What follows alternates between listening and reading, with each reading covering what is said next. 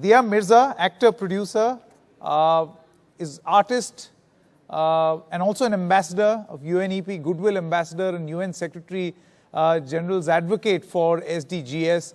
Oh God, so many achievements, Dia. This list is going on and on.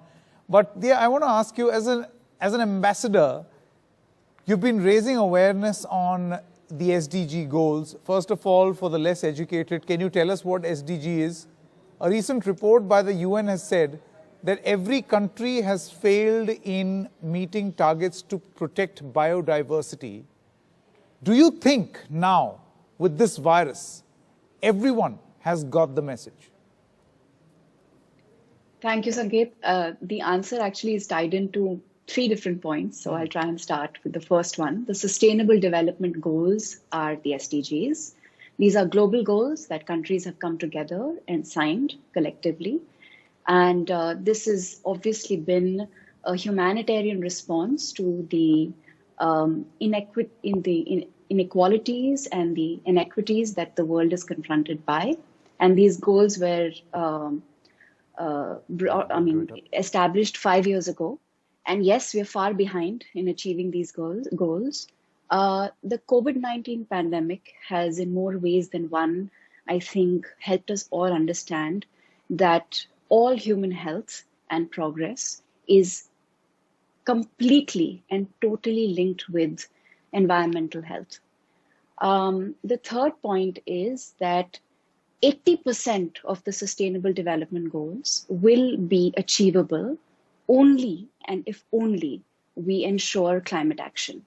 I don't think anybody who has understood how important it is for us to achieve these goals will deny the fact that if we don't step up on climate action, and of course the COVID-19 pandemic is a result of the broken relationship between man and nature and the irresponsible patterns of consumption and production that have led to zoonotic viruses. And this disease is one of the many diseases that we have unfortunately have to deal with and will continue to have to deal with if we don't step up with action. Zia, this is Amitabh. Hello, sir. Hello, lovely to have you here with us today. As we do annually, but thank you I guess we should make do with technology. Thank you for being with us. Zia, you know, you've been a strong advocate on not using single-use plastics. You've been engaging with children on the importance of protecting nature.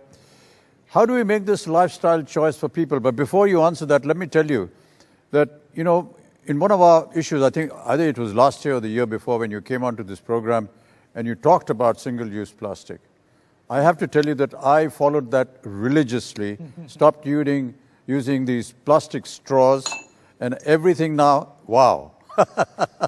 Everything now is you know, paper straws that are destructible and can be destroyed after one use. Thank you so much. So, yes. How do we change the lifestyle choice of people?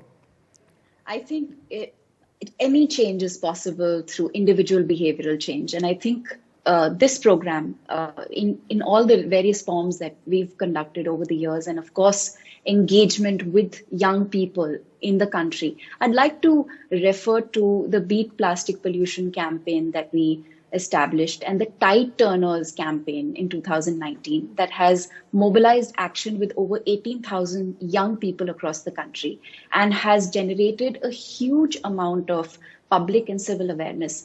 You know, Mr. Bachchan, what is really unfortunate is that most environmental crises are in people's awareness within environment circles. So what we really need to do is to take that narrative out of the environment circles and make it a part of public discourse and a part of civil society awareness. That, of course, happens through education programs, but can also happen through strong communication.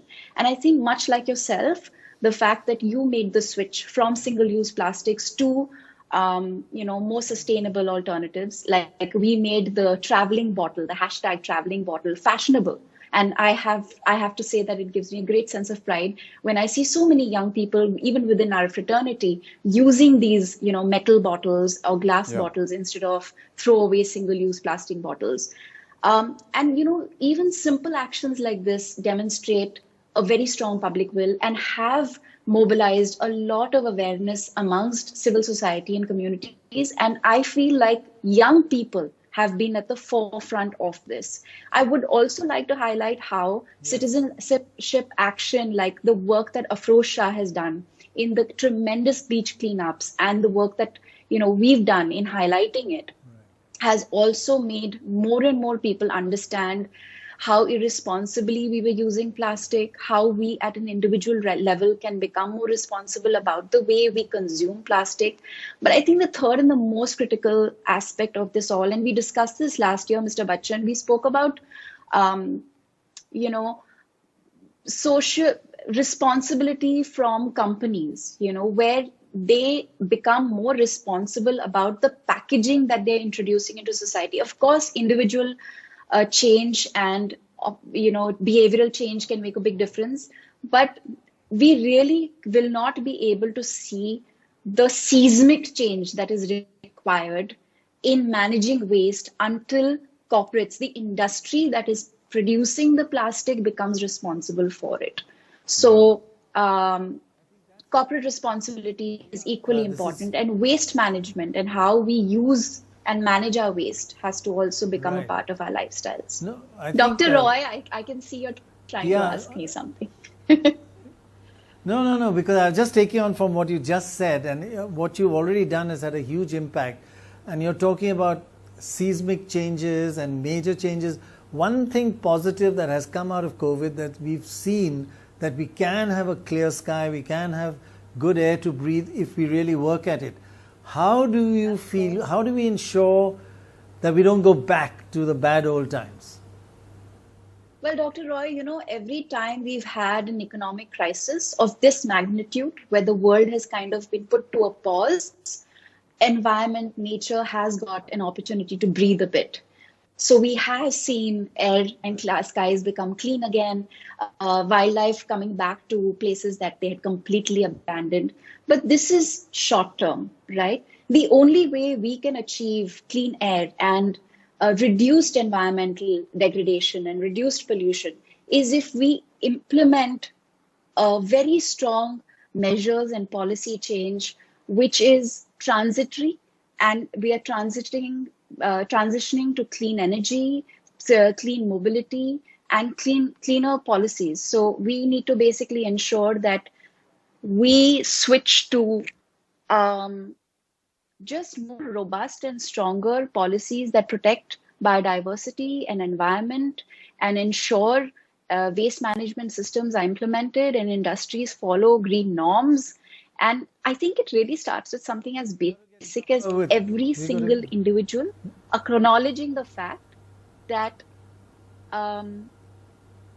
we are, our lives, our livelihood, our peace, our progress, everything connected to nature. Right. Thanks very, very much, Dia. That was great, and congratulations on all the work you do, and we are right behind you, supporting you. Remember that.